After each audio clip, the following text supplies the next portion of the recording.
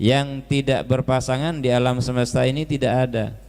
Allah itu tidak berpasangan, tapi Allah menyandingkan nama Muhammad sebagai pasangan dari namanya.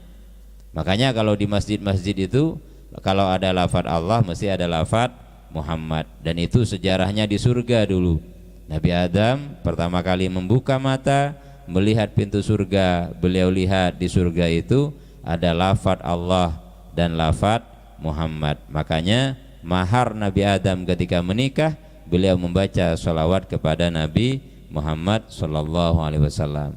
Maka contoh paling sempurna takhallaku itu, berakhlak dengan akhlak Allah itu paling sempurna ya Rasulullah.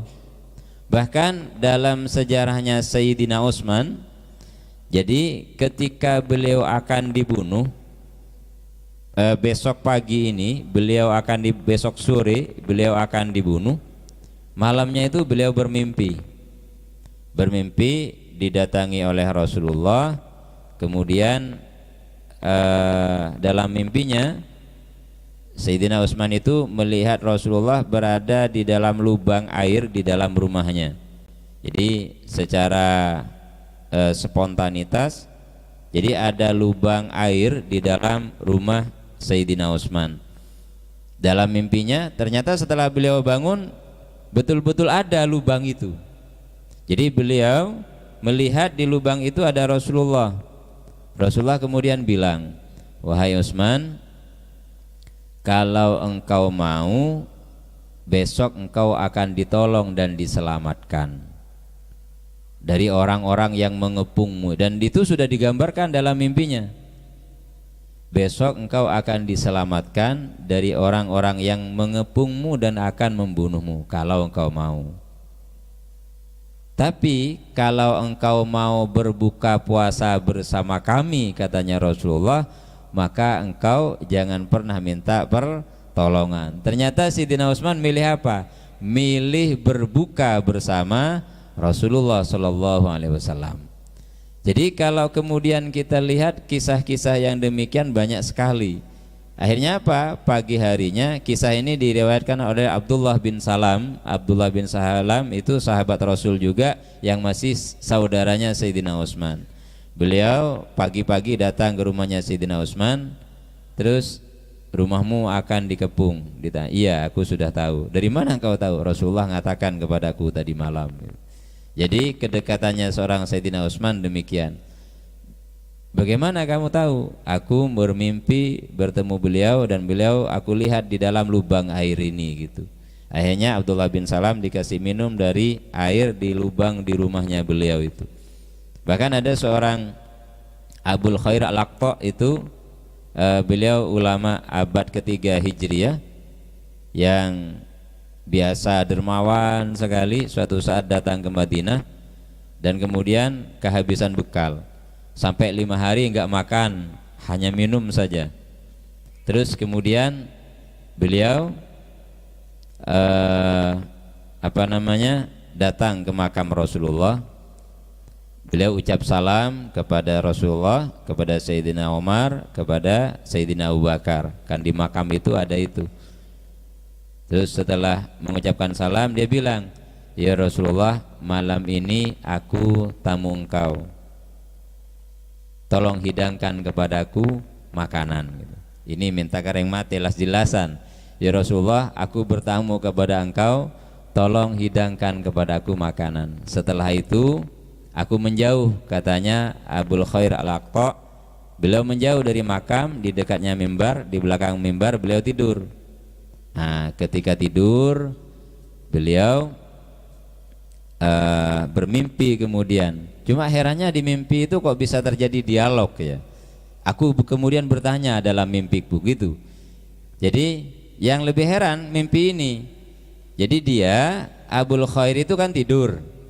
Terus di dalam tidurnya dia dibangunkan oleh Sayyidina Ali.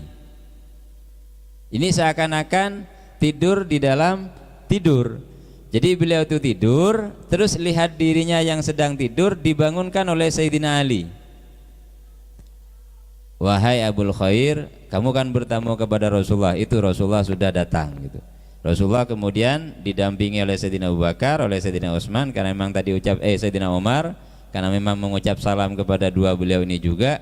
Terus kemudian ada Rasulullah. Akhirnya ditanya, wahai Abu Khair, kamu kenapa? Ya Rasulullah, saya belum makan. Ini kamu makan roti. Itu dia dalam mimpinya. Ini kamu makan roti. Akhirnya diambillah roti itu, kemudian dia makan. Dapat separuh. Kaget dia, terbangun. Ternyata begitu terbangun, roti di tangannya memang tinggal separuh. Jadi separuhnya dimakan di alam mimpi, separuhnya dimakan di alam nyata gitu. Lah, kisah-kisah seperti ini kalau kita mau dicari penalaran secara seperti apapun jelas tidak akan pernah bisa gitu. Bahkan Al-Qabbari itu seorang ulama yang wafat pada tahun 626 Masehi, ulama abad ke-7, orang Mesir. Tiap malam itu ke makamnya Nabi. Kalau ke makamnya Nabi lama gitu. Suatu saat ada seorang sultan yang curiga, ngapain dia lama di makam itu. Kalau masuk makam dia minta sendirian gitu. Dan dia tidak bawa apa-apa. Akhirnya ditanya oleh sultan itu, wahai Al-Qabbari, apa yang kau lakukan? Sebelumnya dia tidak tahu namanya siapa. Wahai fulan, apa yang kau lakukan di makam Rasulullah? Kenapa tadi rame padahal kau sendirian gitu. Aku sudah beberapa malam ini, hampir 40 malam aku bolak-balik ke makamnya Nabi untuk membacakan, bahasanya untuk membacakan kitab Sahih Bukhari di hadapan Nabi. Jadi itu membacakan kitab Sahih Bukhari di hadapan Nabi. Maka ketika menyatakan demikian, terus tadi itu kok rame, kenapa? Tadi itu hataman, malaikat bilang amin dan ikut riuh mendengarkan bacaan kitab yang aku baca, begitu. Artinya ini kan peristiwa-peristiwa ruhani yang betul-betul berada di luar jangkauan nalar, dan ini pasti terjadi, tidak mungkin ulama itu buat-buat. Karena ada seorang masyaikh di Indonesia itu juga begitu. Jadi kalau baca kitab, beliau ngajar kitab ngajar kitab Fathul Mu'in. Ketika kok ini kayaknya ada salah harokat, ada salah huruf, beliau kemudian masuk sholat 2 rakaat. Terus beliau kemudian keluar, katanya musonif begini gitu. Jadi katanya musonif seperti ini, begitu. Artinya beliau tanya langsung, konfirmasinya kepada yang ngarang.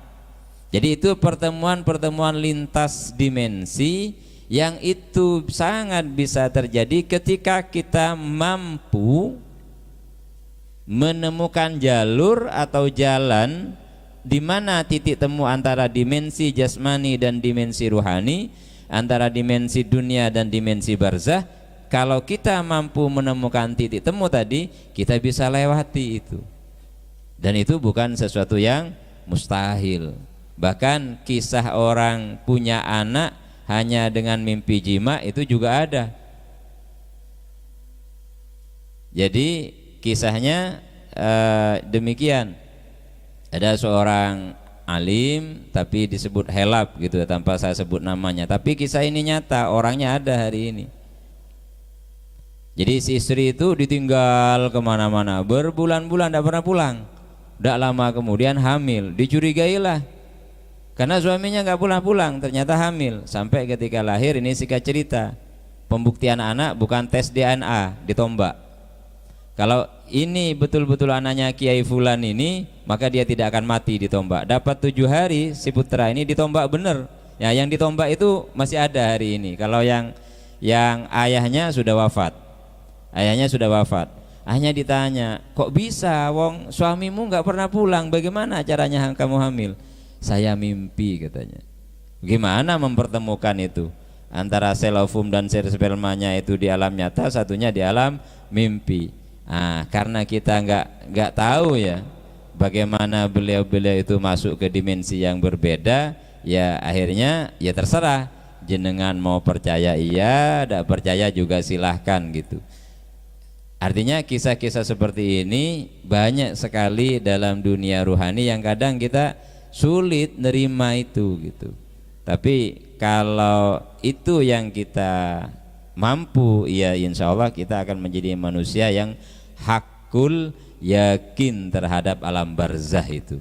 Ya kalau kita nggak mampu memahami itu, akhirnya kita bilang yang ngada-ngada itu, mana ada orang hidup bisa ketemu dengan orang mati. Nah, kalau ada orang bilang demikian, ada kitab Ar-Ruh, silahkan baca di situ, banyak sekali kisah-kisah pertemuan antara orang yang sudah wafat dengan orang yang masih hidup seperti itu. Baik.